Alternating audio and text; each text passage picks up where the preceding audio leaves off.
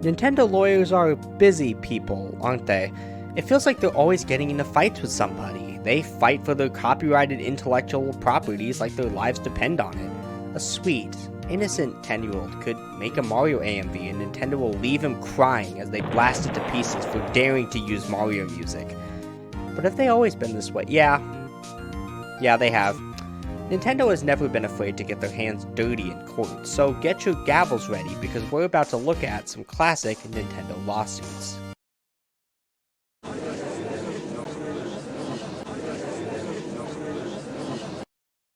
You know King Kong, the big gorilla guy, big old monkey? Oh, what am I kidding? Everyone knows about him. He's a pop culture icon, appearing in books, movies, beloved video games, and not so beloved video games. His original movie was unleashed onto the big screen on April 7th, 1933. Right before that, a novelization of the movie was released, which would become important later, way later, 4 decades later. In 1975, the company RKO wanted to remake the movie with the help of the Dino De Laurentiis Corporation. This pissed off Universal, who claimed they had obtained the license to King Kong. Universal sued the both of them, wanting a declaratory judgment that the copyright on King Kong had lapsed, as Universal also wanted to produce a remake. I swear this will all be relevant to the autistic Nintendo ranting you clicked on this video for. In the following years, it was decided that the original novel had become public domain, which I don't really get considering it came out literally right before the movie, which wasn't public domain, but I digress. The heir to the author, Richard Cooper, eventually granted his rights to Universal, which included everything except the movie, which was owned by RKO. Okay, now let's talk about Donkey Kong. The arcade game Donkey Kong was released in July 1981 to massive success, going on to be one of the most popular arcade games of all time.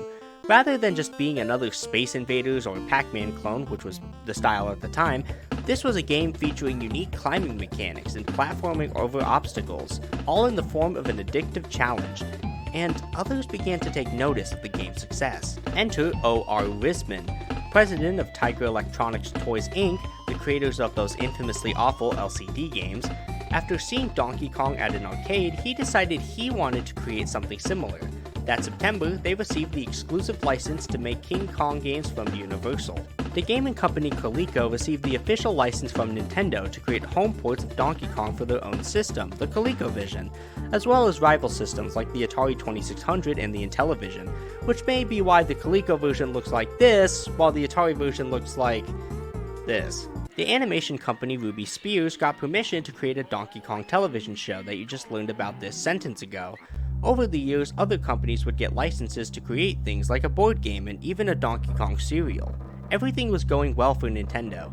They even had the trademark for the name Donkey Kong. But one company was not happy: Universal. On April 28, 1982, Universal declared that Nintendo and Coleco were infringing their rights to King Kong. They demanded Nintendo to stop marketing Donkey Kong, account the profits they made on the game, and destroy their inventory of Donkey Kong games. They threatened to sue if Nintendo didn't settle within 48 hours. Nintendo looked into the King Kong trademark to determine whether or not they possibly could have violated the trademark, but didn't believe they did.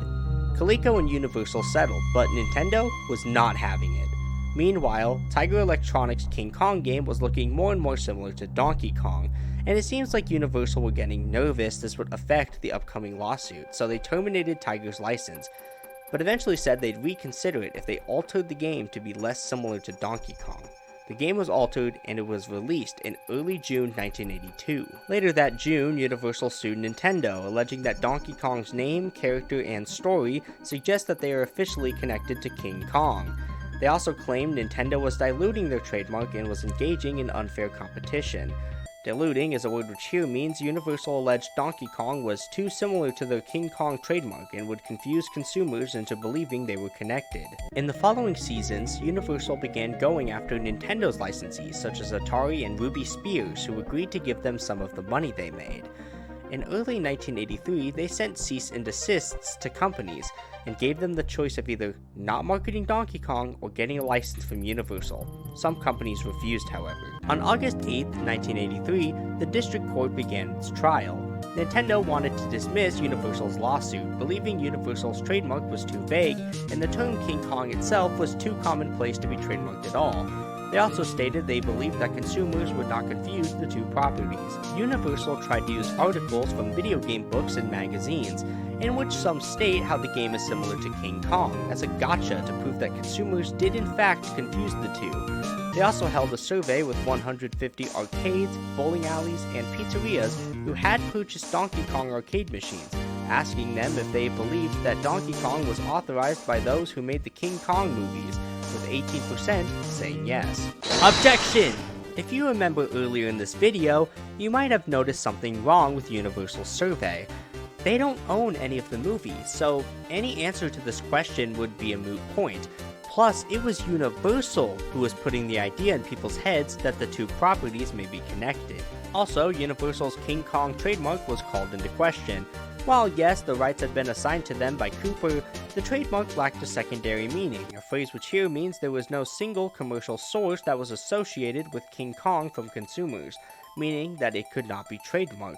For example, Apple has a secondary meaning because people associate the Apple trademark with Apple products.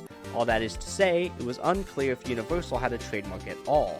However, Shigeru Miyamoto, the creator of Donkey Kong and Mario, admitted that he had seen King Kong movies and called the gorilla King Kong when designing the game. Although he was originally called Kong because the Nintendo designers thought that it was just a term for gorilla in English. Donkey Kong himself was brought to the courtroom. No, I'm just kidding. The game Donkey Kong was brought into the courtroom to be examined. The court described the titular Donkey Kong as being, quote, farcical, childlike, and non-sexual. You heard it here first, folks. Donkey Kong is an icon of the asexual community. The court determined that Universal's survey was a moot point. They also agreed with the assertion that Universal did not own the trademark to King Kong at all.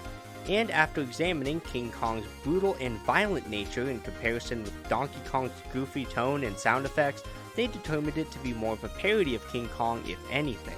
Thus, the district court dismissed Universal's claims. In 1985, Nintendo made 3 counterclaims against Universal. Counterclaim 1, Universal interfered with Nintendo's contracts with licensees. Nintendo lost $94,219.56 in profits due to Universal interfering with their contracts with licensees. Adjusting for inflation, that is about $289,000. The Court of Appeals later noted that Universal, despite knowing that they didn't have the rights to King Kong as much as they'd claimed, still went ahead with threatening Nintendo's licensees. Thus, Nintendo's first counterclaim was granted. Counterclaim 2, Universal licensing the King Kong Tiger game violated Nintendo's copyright. This blew my mind when I read it. Nintendo really said no you by alleging that it was actually Universal who infringed their trademark by licensing the Tiger game. The court agreed with Nintendo, noting all the thematic, visual, audio, and gameplay similarities between the King Kong Tiger game and Donkey Kong. Thus, Nintendo's second counterclaim was granted.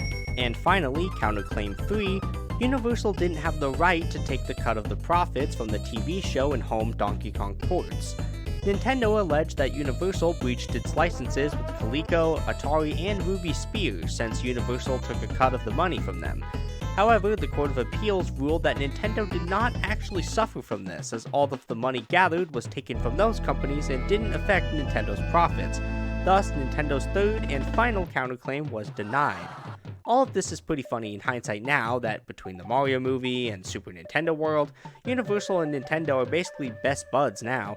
If only Nintendo was always this nice to their enemies. A cool fun fact about this case is about Nintendo's lawyer, John Kirby. Because he won them the case, they immortalized him in the form of the iconic pink character, Kirby. That was a case where Nintendo of America was a small company being bullied by a corporate giant. But I know what you're waiting for. Where's the case like the ones we see now, where Nintendo is the big guy getting mad at people for not playing their games the right way? Well, we got a case to answer your wishes, because it's the one with the Game Genie in it.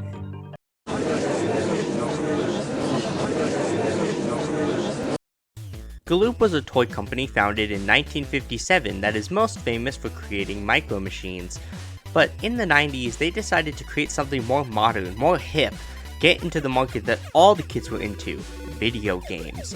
Not by creating video games themselves, but by allowing little Timmy to fulfill his childhood dream of actually being able to beat one of the NES games. In 1990, Galoob released the Game Genie, an unlicensed peripheral for the NES that was placed between the cartridge and the console and allowed players to enter codes that manipulated game data by blocking specific bytes of data from the game and replacing them with different bytes. An example the Court of Appeals in 1992 gives is, quote, "If that value controls the character's strength, for example, then the character can be made invincible by increasing the value sufficiently." In other words, it was a cheat device, similar to devices like the Action Replay or the Game Shark. It allowed players to make their games significantly easier or harder depending on the codes they put in. To use Super Mario Bros. As an example, there were codes to make Mario start with 9 lives, make him jump much higher without running, and skip worlds altogether.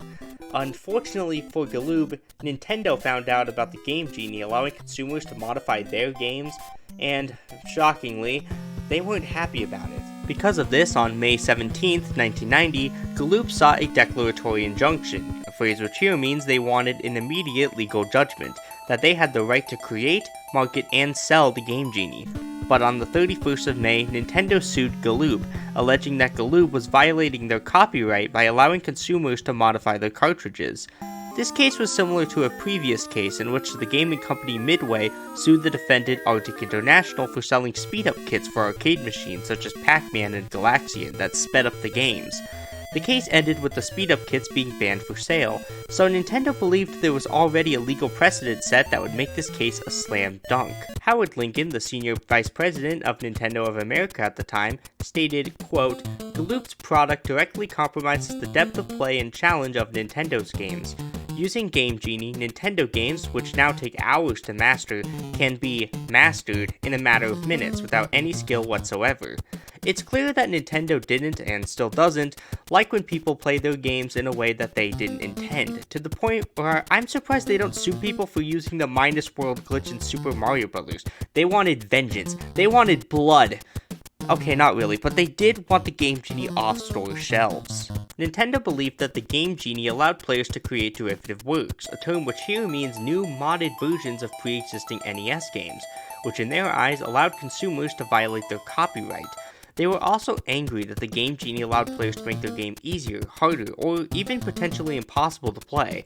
And on July 2nd, 1990, the district court placed a preliminary injunction preventing Galoob from marketing or selling the Game Genie, with this decision being affirmed by the Court of Appeals on February 27, 1991. Galoob wanted an injunction allowing them to once again sell the Game Genie and not have it be considered infringement to use it, and the tables turned on July 12, 1991, when the district court ruled that neither Galoob nor consumers using their product were actually infringing on Nintendo's rights. Take that! The court believed that the Game Genie did not classify as a derivative work.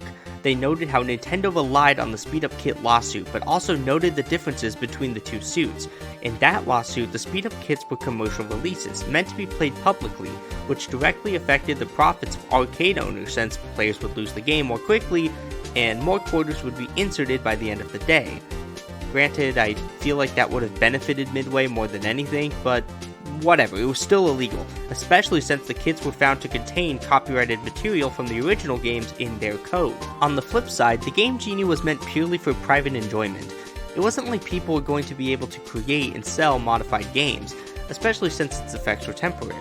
Plus, while it did allow players to temporarily modify games, it itself did not use any copyrighted material. There was nothing copyrighted in the Game Genie itself. However, the court believed that even if the Game Genie was a derivative work, it would still fall under fair use. As stated earlier, it was meant to be enjoyed privately and entirely required a licensed purchased NES cartridge in order to even function.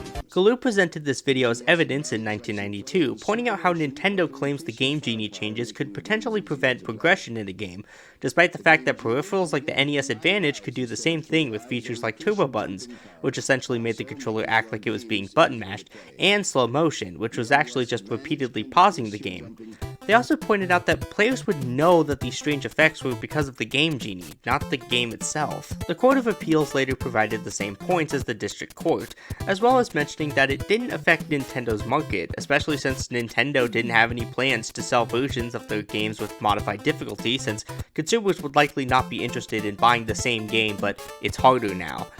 Thus, the District Court's decision was affirmed by the Court of Appeals on May 21st, 1992. Galoob won $15 million due to the profit losses they experienced during the injunction that prevented them from marketing and selling the Game Genie. Nintendo planned to appeal this, and while I couldn't find any documents regarding this, it seems that Galoob managed to best Nintendo. Funny enough, Nintendo's direct competitor, Sega, directly licensed the Game Genie for the Sega Genesis as a big middle finger to Nintendo. I kind of wonder if that was also the inspiration for leaving in the debug mode in Sonic 2 for players to mess around with. It's funny because as a kid I hated things like Game Shark and Action Replay. If I remember correctly, I'm pretty sure my mom had to return an Action Replay for the DS that she bought me because I refused to use it. What the heck, kid me? First off, rude. Secondly, you're really gonna pass up a free Azure Flute in Pokemon Pearl? Well, back then I really didn't want to cheat. Plus, I didn't want them since they weren't authorized by Nintendo. As a kid, I always wanted to follow the rules, but nowadays, I don't care. I think Galoob easily deserved to be the victor. I firmly believe consumers should have the right to modify the products they purchase, and in this case, the mods were merely temporary changes to the game's code. Plus, I think messing with Action Replay codes can be pretty fun. Though, let's be clear, cheaters in multiplayer games suck so much ass. Those cases were already pretty juicy. But this next case involves more than just simple copyright infringement. What happens when the company is willing to lie to the US government to get what they want?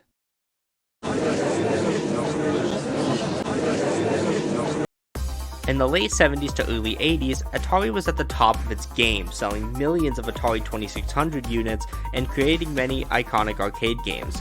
It seemed too big to fail, but anyone could make a game for the Atari 2600 with no quality control in place. This, combined with some official Atari games also garnering negative reactions, such as the 2600 version of Pac-Man as well as E.T. the Extraterrestrial video game, caused the video game industry to crash in 1983. It's hard to believe now, but there was a time when home video games were dead, at least in America. After the company's death, it was split into two companies in 1985, Atari Corporation and Atari Games. This lawsuit regards the latter, Atari Games. The same year, Nintendo of America were trying to correct the mistakes of Atari with their popular new system, the Nintendo Entertainment System, or the NES. Nintendo wanted to prevent another crash, and did so by creating the Nintendo Seal of Quality, meaning they had to put their stamp of approval on a game before it could be sold. Nintendo, please bring back the Nintendo Seal of Quality. But to ensure companies didn't make unauthorized games, they created a lockout chip that used the 10NES program. Essentially how it worked is, imagine every NES has a lock, and every official NES cartridge has a chip that acts as a key. If an unauthorized cartridge is inserted into the NES, it simply won't function, it can't unlock it. But official cartridges unlock the NES, allowing the game to be played. But because of this, licensees who wanted to release their game on the NES were bound to certain rules. Games had to be approved by Nintendo, and licensees had to abide by these rules. 1. They couldn't sell their game outside of the United States. 2. They couldn't sell any game approved by Nintendo on a different home system for 2 years. 3. After Nintendo approved the game, they would manufacture the cartridges, and then the licensee would have to buy them from Nintendo before selling their game. Atari Games, who from this point, I'm just gonna mainly refer to them as Atari, just know when I do, I'm referring to them, not Atari Corporation. They wanted in on Nintendo's popularity, but they didn't want to deal with Nintendo's strict licensing rules. Shockingly, they didn't want to have to buy their own game back from Nintendo. So, in 1986, they began to work on a devious plot. They wanted to bypass the lockout chip. They analyzed the communications between the lockout chips and cartridge chips. They looked at the chips themselves. They even tried to examine the object code in the cartridge, but they simply couldn't decipher the code no matter how hard they tried. On December 21st, 1987, Atari created their subsidiary Tengen since they were only allowed to use the Atari name for arcade games, not home consoles. The same month, they decided to give up on their chip-cracking dreams and become official Nintendo licensees. Or so it seemed. In early 1988, Atari devised a plan on getting past that lockout chip.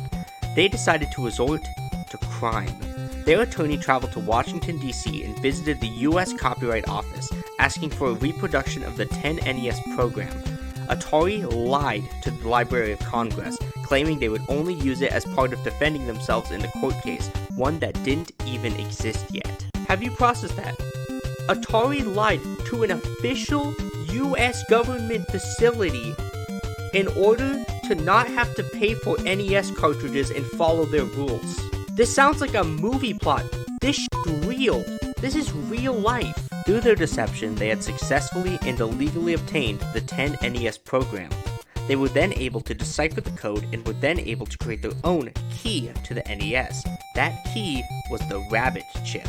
In December 1988, Atari began making Tengen cartridges with the Rabbit chip that completely bypassed Nintendo's lockout chip.